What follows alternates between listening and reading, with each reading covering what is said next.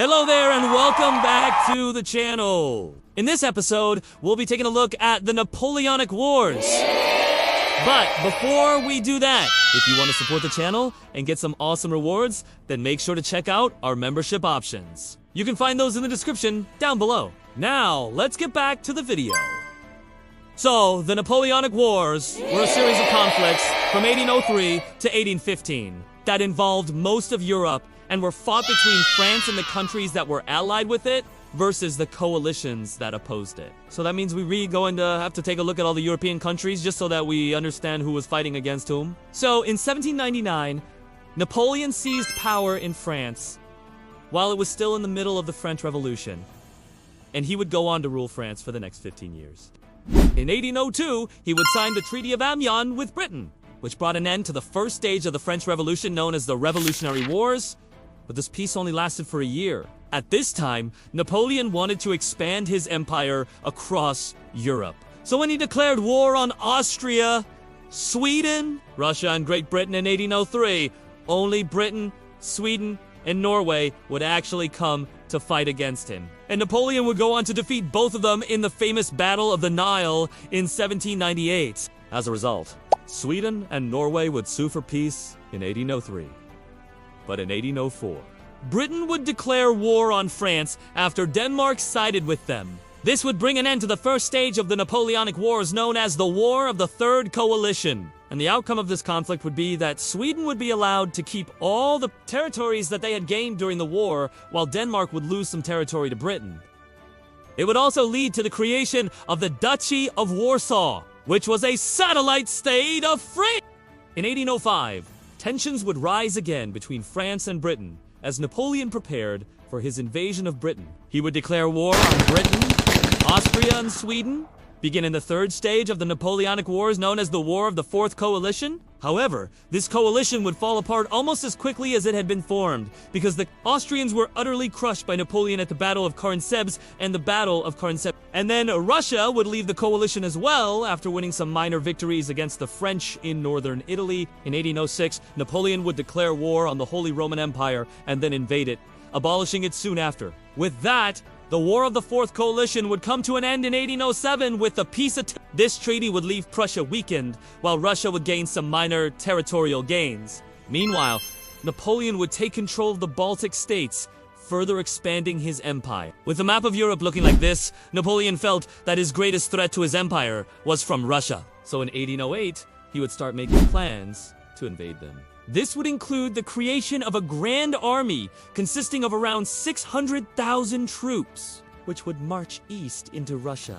In the meantime, however, rebellions would break out in Spain and Portugal against French rule. So Napoleon would send some of his troops there to put down the revolts, weakening his army. Soon after, the Portuguese and Spanish would join forces and launch a counterattack into France. But they would be defeated at the Battle of the Bidassoa. In 1812, Napoleon would finally begin his invasion of Russia. His huge army would advance deep into the country, but would suffer heavy losses due to scorched earth tactics used by the Russians. Eventually, the French would capture Moscow, but the city had already been destroyed, and winter was coming. So Napoleon would order his army to begin their retreat back home. But disaster would strike as they would lose most of their supplies and numbers due to cold, starvation, and battle. While Napoleon was away, a coalition of European powers led by the British would invade France itself.